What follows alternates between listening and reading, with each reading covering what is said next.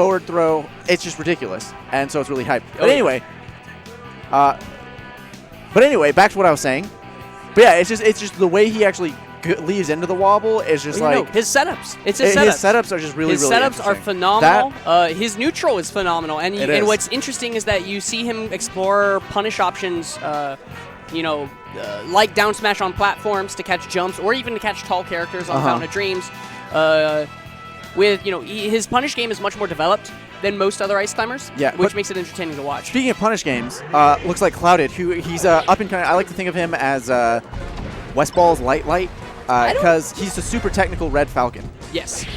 That being said, Falcon-Samus matchup, I'm not super familiar with it. I know I play Mervis a lot in friendlies, and I know Samus is the heaviest floaty character ever. Yes.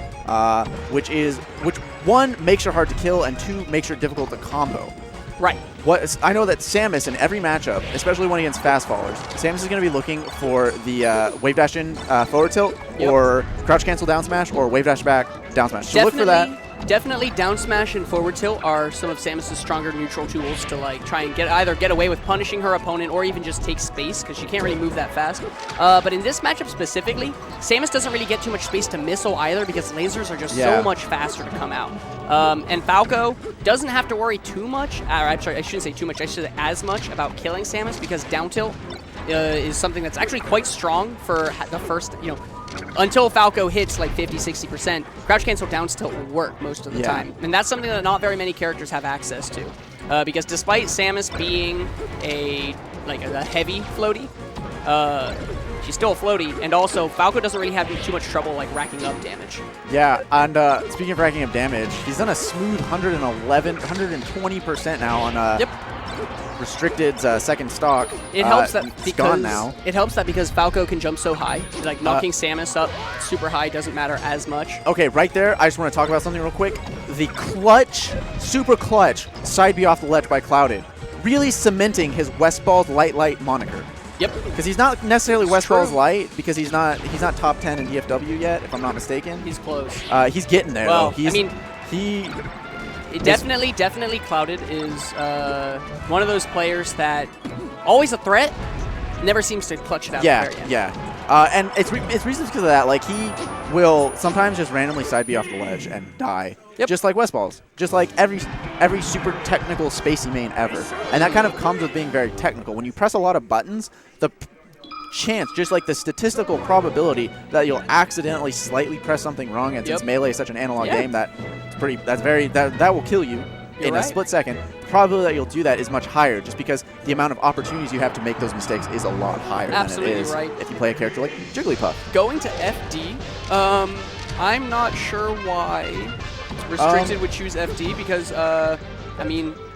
he can't really control space with his he can't control space with his missiles against Falco. I'm wondering if maybe it's just a comfort thing, or maybe it's because other matchups, FD is an alright choice for Samus.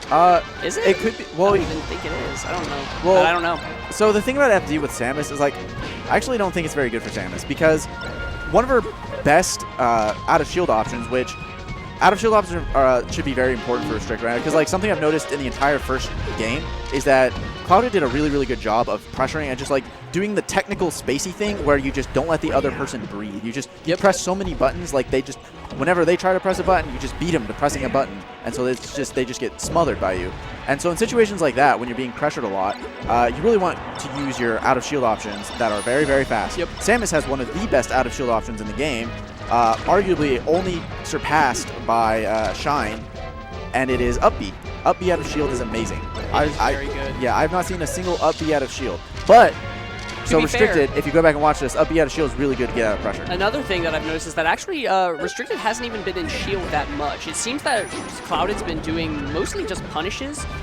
Restricted hasn't been doing very defensive movement, doing mostly aggressive stuff. Because notice that you don't really see Restricted wave dash back too often, wave dash back F tilt, wave dash back down smash. Some of these tools that you normally see Samus's do.